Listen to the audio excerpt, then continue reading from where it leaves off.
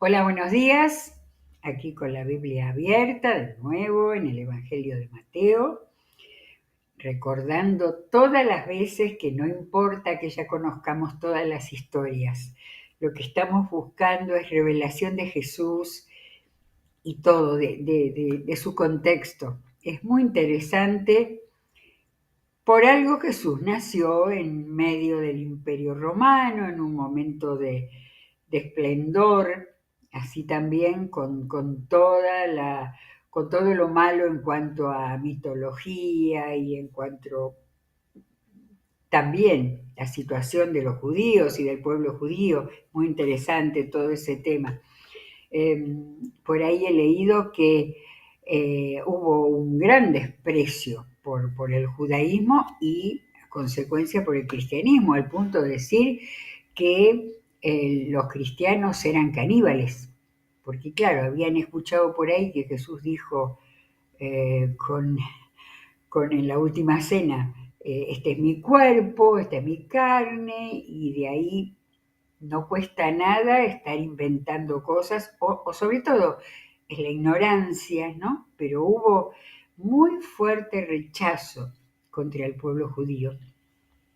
Y Jesús estamos en Mateo 9, estaba presentándose, estaba mostrando lo que era, estaba haciendo que los judíos eh, recordaran lo que tenían en las profecías y pensando, ¿Sería él el Mesías prometido? De ahí que Jesús se hizo tanta cantidad de milagros, de hechos portentosos, que creo que ya lo hemos leído. Lo menos que hacía la gente que dice se maravillaban de su autoridad y se maravillaban de las sanidades y liberaciones que había hecho. Y eso que estamos recién en el capítulo 9. Una reflexión para entender mejor, porque el Señor enseñó de una manera muy sencilla, usando muchas figuras de las cosas que eran propias de la gente en ese tiempo, pero claro, eso tenemos que, lo que se dice hoy, decodificarlas, ver qué nos dice eso, qué significa. Y hay un tema que es tan claro con ese relato sencillo de la vida cotidiana que Jesús contó para explicar una verdad fundamental acerca de Él y acerca de ellos. Cuando les dijo, 9:16, Mateo 9:16, nadie remienda un vestido viejo con un retazo de tela nueva, porque el remiendo fruncirá el vestido y la rotura se hará peor. Ni tampoco se echa vino nuevo en odres viejos. De hacerlo así, se reventarán los odres, se derramará el vino y los odres se arruinarán. Voy a buscar al diccionario a ver, no, a las otras traducciones de la Biblia para ver si había otra palabra para odres. Nosotros no usamos odres hoy. A lo sumo lo que me venía a la mente era cantimplora, para los que guardaban bebidas. Casi todas las traducciones dicen odres y algunas dicen cueros, porque realmente el odre era un cuero específicamente de cabra que es más fácilmente moldeable, porque el cuero de cabra se estira. Y claro, lo que pasaba ahí, hay que entender un poco del tema de los vinos, por ejemplo, que al fermentarse la uva eh, se ensanchaba y el odre se ensanchaba y permitía que todo ese proceso que tenía el vino adentro llegara a la gente, al uso para el cual había sido eh, confeccionado. Había que confeccionar el cuero de cabra y aparentemente la parte de arriba era la más cercana al cuello de la cabrita. Entonces, tomando esa idea, lo de... quiero terminar con eso. Evidentemente no hay otras palabras, odre o cueros. Miré como 7 traducciones diferentes. Entonces Jesús habla de un vestido viejo y una tela nueva. de un odre viejo que puede reventar en cualquier momento, porque después con todo ese proceso que le pasa al vino, los odres reventaban y había que tirarlo, esa vasija, ese recipiente. De manera, ¿qué estaba queriendo decir?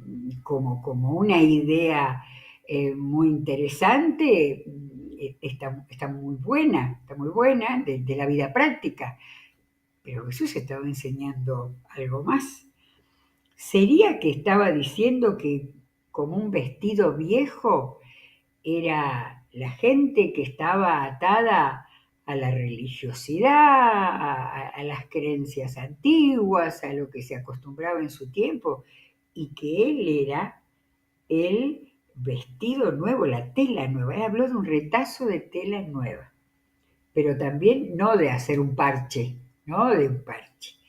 El vestido viejo tenía que transformarse, tenía que ser un vestido nuevo, había que tener tela nueva. Y en cuanto a los odres, el odre cuando se reventaba se derramaba el vino y entonces había que ser un odre nuevo para recibir el vino nuevo que era Jesús. Estaba dando, a partir de esa cosa de la vida práctica, de poder entender lo que significaba que lo que él traía era algo completamente nuevo. La diferencia entre un vestido viejo roto y un vestido nuevo está clarísima. Entre un odre que perdía el vino está clarísima. De modo que Jesús estaba dando una enseñanza tremenda. Terminó diciendo, más bien, el vino nuevo se echa en odres nuevos y así ambos se conservan. Yo creo que Jesús dijo algo más, aclaró, hizo más larga la enseñanza esa, para que ellos entendieran a dónde iba. Estaban conociéndolo, capítulo 9 de Mateo, estaban conociéndolo por todos los milagros que hacían.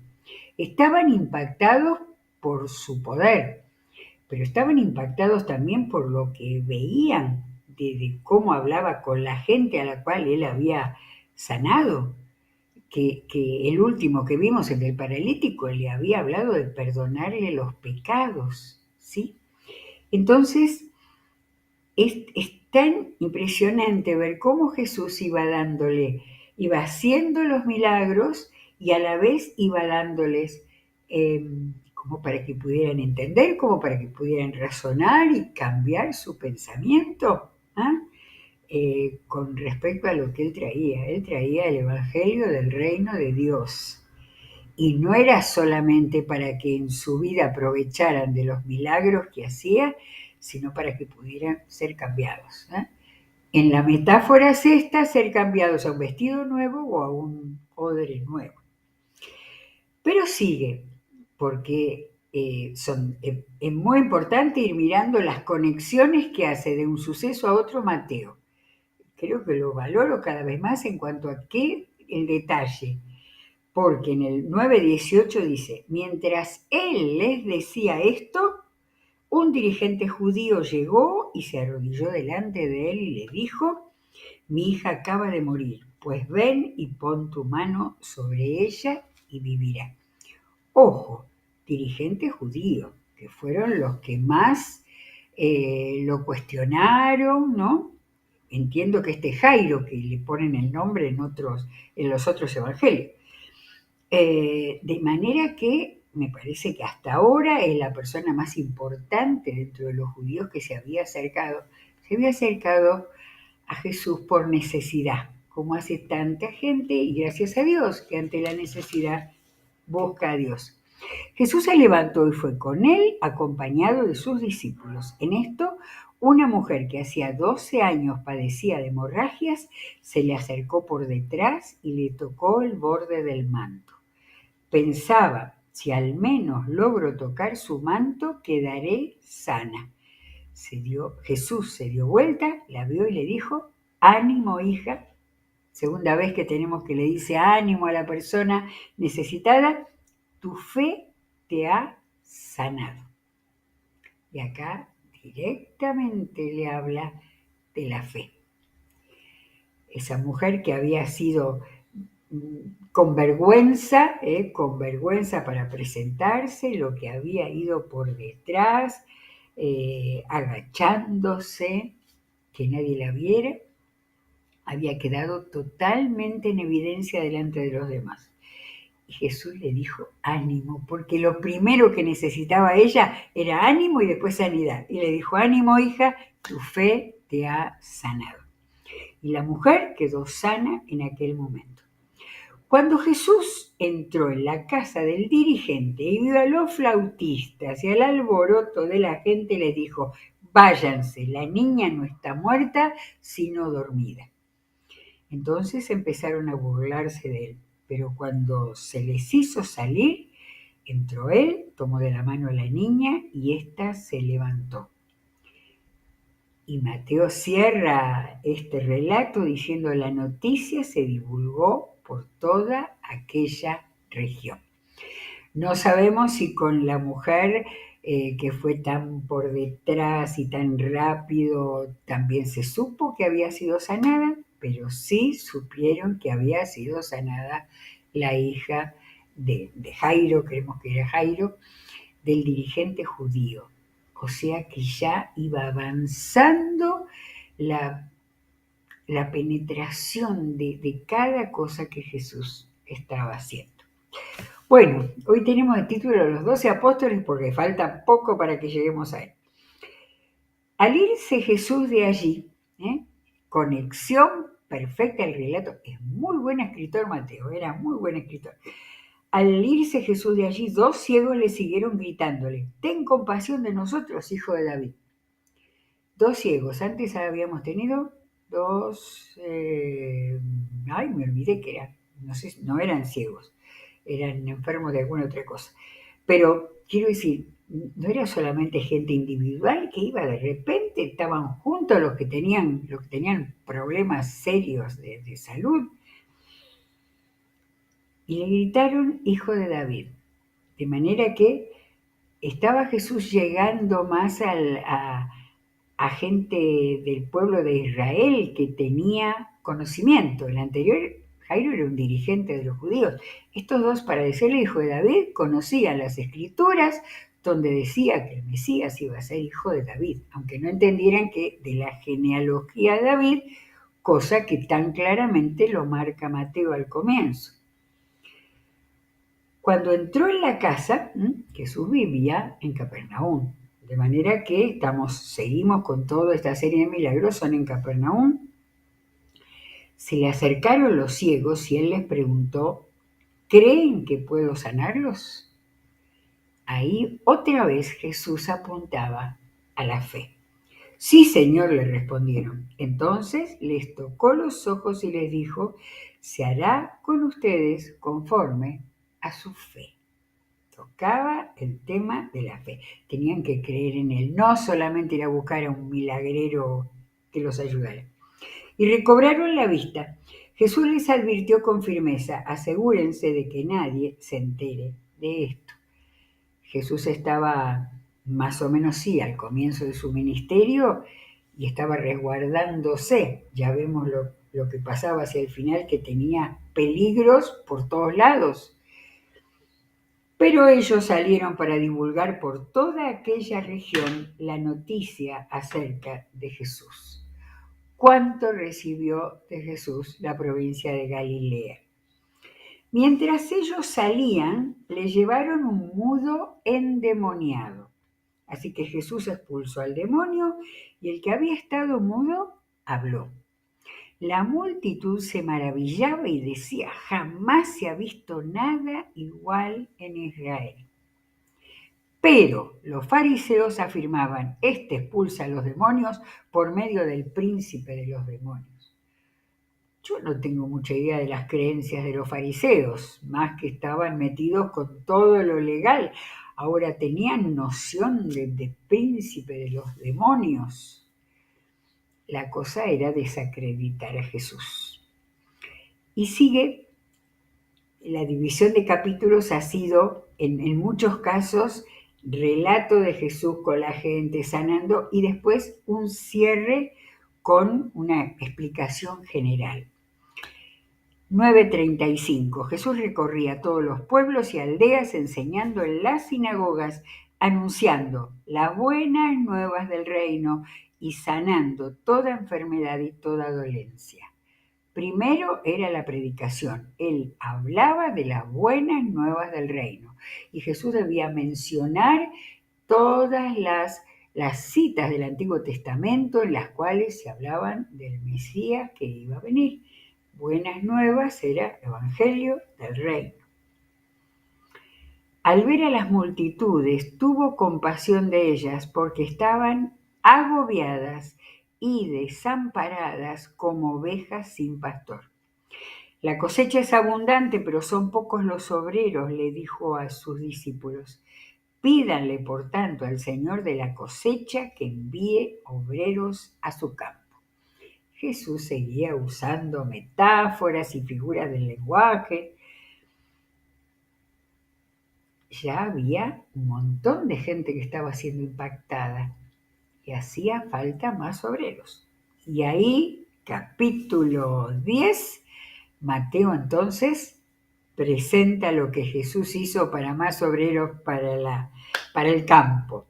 Reunió a sus 12 discípulos y les dio autoridad para expulsar a los espíritus malignos y sanar toda enfermedad y dolencia. ¿A quiénes? Aquí viene, capítulo 10:2. Estos son los nombres de los 12 apóstoles. Primera vez que usa la palabra apóstol en Mateo. Primero Simón, llamado Pedro, y su hermano Andrés. Jacobo y su hermano Juan, hijos de Zebedeo. Felipe y Bartolomé. Tomás y Mateo, el recaudador de impuestos, se presenta Mateo. Jacobo, hijo de Alfeo y Tadeo, Simón el celote y Judas Iscariote, el que lo traicionó. O sea que no con todo, pero con cada uno iba, con varios iba una referencia, ¿no? A Judas se lo llamaba Iscariote porque era de un pueblo llamado Iscariot. Y Simón el celote, los celotes eran una secta muy revolucionaria porque ellos querían estar en contra de los romanos que dejaran de tener bajo su mando a Israel. Bien, y entonces nos dice 10:5, Jesús envió a estos 12 con las siguientes instrucciones. Y tenemos acá uno de los largos discursos, de los 5 largos discursos que tiene en su evangelio. Miré Marcos, Lucas, y todos tienen una parte de estas instrucciones y algunas otras partes en algún otro lado, como pasaba con el Sermón del Monte. Pero acá Mateo todo. Y vamos a ir viendo que una buena parte estaba referida a la situación de ese momento y otro tenía que ver con el futuro. Instrucciones. No vayan entre los gentiles ni entren en ningún pueblo de los samaritanos. Recordamos que las provincias romanas eran Judea, Samaria y al norte Galilea, y en Samaria, después que se lo llevaron los asirios, habían vuelto y se habían mezclado con otros pueblos, de manera que ya no quedaba del Israel antiguo. Así que Jesús les dice, no entren en ningún pueblo de los samaritanos. Sino Jesús, cuando se encontró con una samaritana, la evangelizó y la llevó a la fe y a la salvación, ¿no? Vayan más bien a las ovejas descarriadas del pueblo de Israel. Donde quiera que vayan, prediquen este mensaje. El reino de los cielos está cerca. Sanen a los enfermos, resuciten a los muertos, limpien de su enfermedad a los que tienen lepra, expulsen a los demonios. Lo que ustedes recibieron gratis, denlo gratuitamente. No lleven oro, ni plata, ni cobre en el cinturón, ni bolsa para el camino, ni 2 mudas de ropa, ni sandalias, ni bastón, porque el trabajador merece que se le dé su sustento. Estaba estableciendo una pauta, ¿no? Con los líderes, con los que llevaban la palabra, y les está dando lo que me asombra Les está dando todos los poderes que él hasta aquí, hasta el capítulo 10 había tenido. Lo hemos visto sanar, resucitar, limpiar a los leprosos, expulsar demonios. Todo lo que él había tenido por su poder divino, les estaba dando el poder a sus apóstoles. En cualquier pueblo o aldea donde entren, busquen a alguien que merezca recibirlos y quédense en su casa hasta que se vayan de ese lugar. Por eso le dijo que no llevaran nada, ni para comer ni para vestirse. Al entrar digan paz a esta casa. Si el hogar se lo merece, que la paz de ustedes reine en él. Y si no, que la paz se vaya con ustedes. Si alguno no los recibe bien ni escucha sus palabras, al salir de esa casa o de ese pueblo, sacúdense el polvo de los pies. Esa era una costumbre para demostrar malestar por la manera que se había sido recibido o por algún altercado o lo que fuera. Sacudirse el polvo de los pies. Les aseguro que en el día del juicio el castigo para Sodoma y Gomorra será más tolerable que para ese pueblo. Los dos pueblos que habían desaparecido por voluntad de Dios en el tiempo de Abraham. Génesis, creo que era Génesis 19, está acá la referencia. Y entonces dice en el versículo 16, los envío como ovejas en medio de lobos. Por tanto, sean astutos como serpientes y sencillos como palomas. Jesús seguía usando figuras porque eran gente sencilla y porque lo entendían bien. Y todos entendemos lo que es astuto como serpiente, que se considera un animal astuto que ataca cuando puede, y sencillos como palomas, ¿sí? Además que ser ovejas, porque ya Jesús había recibido rechazo en tan poco tiempo y ellos iban a tener rechazo también. Tengan cuidado con la gente. Y entonces acá entendemos que acá se abría a lo que iba a venir en adelante. Los entregarán a los tribunales y los azotarán en las sinagogas. Por mi causa los llevarán ante gobernadores y reyes para dar testimonio a ellos y a los gentiles. Pero cuando los arresten, no se preocupen por lo que van a decir o cómo van a decirlo. En ese momento se les dará lo que han de decir, porque no serán ustedes los que hablen, sino que el Espíritu de su Padre hablará por medio de ustedes. Y esto es lo que nosotros vemos en el libro de los Hechos de los Apóstoles. No tenemos en los Evangelios ningún relato de que hayan sido llevados a un tribunal o algo por el estilo. Más bien, casa por casa, ellos iban predicando con buen resultado o con indiferencia.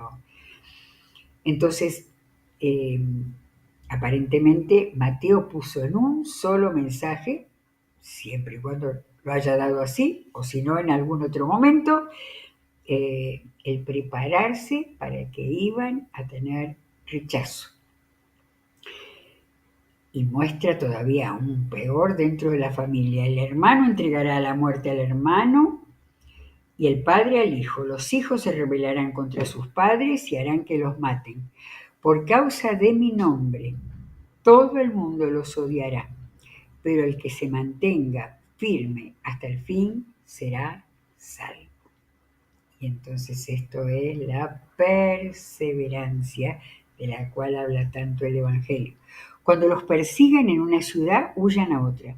Les aseguro que no terminarán de recorrer las ciudades de Israel antes de que venga el Hijo del Hombre. Y acá ya es la primera vez que vemos que está hablando de la venida, la segunda venida del Señor. El discípulo no es superior a su maestro, ni el siervo superior a su amo. Basta con que el discípulo sea como su maestro y el siervo como su amo. Si al jefe de la casa lo han llamado Belcebú, cuánto más a los de su familia. Tengo acá en la nota que esta era la forma de decir a Baal, Zebul, y lo de Belcebú, al parecer era una forma así medio tomando el pelo a al Dios de los paganos, ¿no? Dice, si al jefe de la casa lo han llamado Belzebú, ¿cuánto más a los de su familia? Así que no les tengan miedo, porque no hay nada encubierto que no llegue a revelarse, ni nada escondido que no llegue a conocerse. Lo que les digo en la oscuridad, díganlo ustedes a plena luz. Lo que se les susurra al oído, proclámenlo desde las azoteas. No teman a los que matan el cuerpo, pero no pueden matar el alma. Teman más bien al que puede destruir alma y cuerpo en el infierno. ¿No se venden dos gorriones por una monedita? Sin embargo, ni uno de ellos caerá a tierra sin que lo permita el Padre. Y Él les tiene contados a ustedes aún los cabellos de la cabeza. Así que no tengan miedo. Ustedes valen más que muchos gorriones. Acá cerró lo anterior y faltaría que diga, o estaba implícito, ¿no? Ustedes valen más que una buena cabellera. Jesús seguía enseñando eh, sencillamente, ¿no? La palabra es sencillamente, pero cuánto contenido hay en todo esto. Pero si Jesús les dio todo este mensaje en el mismo momento o en distintas formas, realmente era para fortalecerlos. Uno piensa que va leyendo los capítulos que eran nuevitos, que iban con él, que lo acompañaban cuando él entraba en la casa o sanaba uno, pero ahora los iba a sacar. El, el hecho de que los apóstoles, los dos, estén mencionados, ¿vieron? De dos en dos, bueno, en el primer caso sí porque eran hermanos los primeros, pero después no, y quizás por algo de similitudes. Felipe y Bartolomé se cree que es el Natanael que menciona Juan al comienzo de su evangelio, y Felipe lo trajo a Natanael, de manera que puede ser que tuvieran similitudes. Ahora no sé la última, Simón el Celote y Judas Iscariote, no, nunca leí que tuvieran, que fuera por algo así. Vamos a ver si encontramos, y dice que, dice, en 10.5 envió estos 12, y vienen acá las instrucciones. Seguimos con las instrucciones. A cualquiera que me reconozca delante de los demás, yo también los reconoceré delante de mi Padre que está en el cielo. Pero cualquiera que me desconozca delante de los demás, yo también lo desconoceré delante de mi Padre que está en el cielo. No crean que he venido a traer paz a la tierra.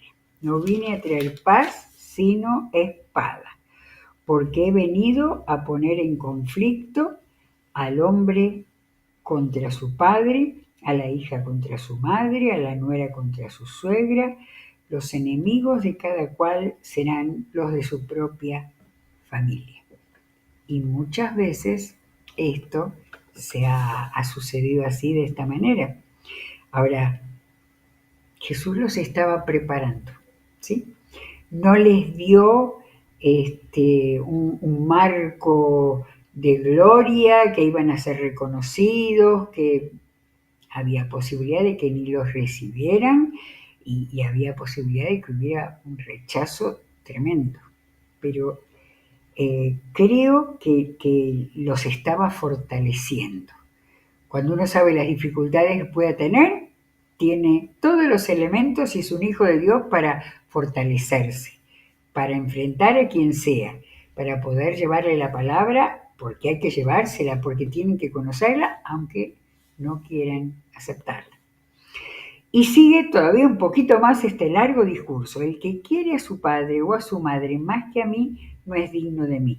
El que quiere a su hijo o a su hija más que a mí, no es digno de mí. Y y el que no toma su cruz y me sigue, no es digno de mí. El que encuentre su vida la perderá, y el que la pierda por mi causa la encontrará. Difícil de aceptar, pero Jesús no ocultó a nadie lo que pasaría. Quien los recibe a ustedes, quien los recibe a ustedes me recibe a mí, y quien me recibe a mí recibe al que me envió. Cualquiera que recibe a un profeta por tratarse de un profeta recibirá recompensa de profeta. Y el que recibe a un justo por tratarse de un justo recibirá recompensa de justo. Y quien dé siquiera un vaso de agua fresca a uno de estos pequeños por tratarse de uno de mis discípulos, les aseguro que no perderá su recompensa. Acá termina el capítulo 10 y esto sí parece el cierre porque estas son las características del discipulado, del verdadero discípulo de Jesús, en cuyo contenido no hay solamente el gozo de servirlo, sino también todas las dificultades. Pero termina este discurso con la recompensa, tal como en el Sermón del Monte cuando hablaba de que sería premiado, recompensado, quien realmente hiciera lo que Dios quiere que se haga. Así que desde recibir a un profeta hasta darle un vaso de agua fresca a uno de estos pequeños que no solamente quiere decir de niños, sino a alguien que lo necesita. Y acá vuelve, en esto vuelve a cerrar todo lo que fue el contenido del Sermón del Monte, que era describir lo que Jesús esperaba, lo que Dios esperaba de un ciudadano del reino de los cielos. Vamos al capítulo 11, por lo menos empezamos el capítulo 11, cuando Jesús terminó de dar instrucciones a sus 12 discípulos, y ahí vuelve a conectar Mateo, cuidadosamente. Se fue de allí a enseñar y a predicar en otros pueblos. Da toda la sensación de que los despachó, se iban de dos en dos aparentemente, y Jesús se fue solo por su lado. Esa es la impresión que nos da de tantas cosas que de repente faltan de más datos. Juan estaba en la cárcel y al enterarse de lo que Cristo, acá lo llama Cristo, ungido, estaba haciendo, envió a sus discípulos a que le preguntaran, ¿eres tú el que ha de venir o debemos esperar a otro? Pobre Juan, tan difícil lo que a él le tocó, estar en la cárcel cuando era absolutamente injusto. Les respondió Jesús, vayan y cuéntenle a Juan lo que están viendo y oyendo. Los ciegos ven, los cojos andan, los que tienen lepra son sanados, los sordos oyen, los muertos resucitan y a los pobres se les anuncian las buenas nuevas. Dichoso el que no tropieza por causa mía. Mientras se iban los discípulos de Juan, escucharon este mensaje y Jesús les dio un pequeño resumen de todo lo que él hacía. Y Juan ya sabía, por haber sido formado por su padre, el sacerdote Zacarías, lo que iba a ser el Mesías. Lo que le está recordando Juan es los milagros, por un lado, pero después que a los pobres se les anuncian las buenas nuevas. Y los pobres me parece que no necesariamente los pobres en cuanto a la economía materialmente, sino a los pobres de espíritu, que había sido la primera de las bienaventuranzas, ¿no? Y acá vuelve a aparecer la palabra, dichoso el que no tropieza por causa mía. Mientras se iban los discípulos de Juan, Jesús comenzó a hablarle a la multitud acerca de Juan. ¿Qué salieron a ver al desierto? ¿Una caña sacudida por el viento? Si no, ¿qué salieron a ver? ¿A un hombre vestido con ropa fina? Claro que no, pues los que usan ropa de lujo están en los palacios de los reyes. Entonces, ¿qué salieron a ver? ¿A un profeta? Sí, les digo, y más que un profeta. Este es de quien está dicho: yo estoy por enviar a mi mensajero delante de ti, el cual preparará tu camino. Y ahí tenemos la cita tal cual de Malaquías 3.1, pero la cita es fantástica, la de Malaquías, el último libro, pegadito ahí unas pocas hojas después, el último libro del Antiguo Testamento. El Señor Todopoderoso viene de una de acusaciones contra Judá en Malaquías, le murmuran, ¿dónde está el Dios de justicia? Y entonces 3:1 de Malaquías dice, el Señor Todopoderoso responde, yo estoy por enviar a mi mensajero para que prepare el camino delante de mí. De pronto vendrá a su templo el Señor, a quien ustedes buscan. Vendrá el mensajero del pacto en quien ustedes se complacen. Y viene toda una profecía de Malaquías impresionante.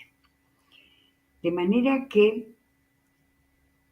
lo primero que contesta, sí, es un planteo durísimo. ¿Qué querían ver? ¿Qué esperaban ver?